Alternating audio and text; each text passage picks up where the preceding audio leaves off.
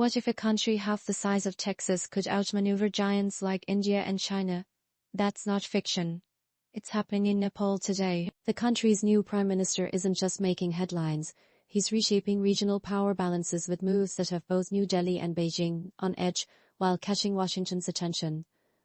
Let's break this down. First, why is a smaller neighbor like Nepal suddenly so important? The answer lies in economics and geography. Nepal sits between India to the south and China to the north, with its economy growing faster than some of India's poorest states, including Bihar and Uttar Pradesh. That's alarming for India, because if Nepal becomes more stable and prosperous, it could weaken Delhi's traditional influence over its landlocked neighbor.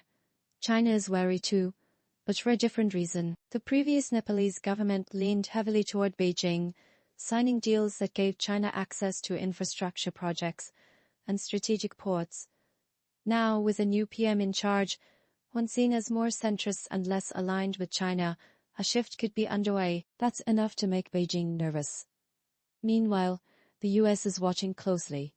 Nepal's neutrality has always been key to its role in South Asia, but recent political changes suggest it might not stay that way forever. A stable, growing Nepal could become a valuable partner for America if it balances ties carefully between India and China without getting caught in their Cold War-style rivalry.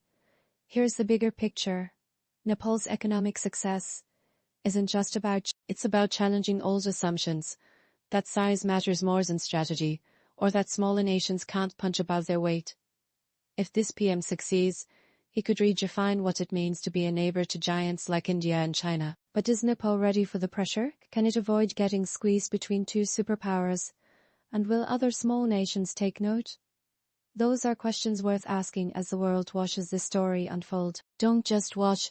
Think about how this could change global politics.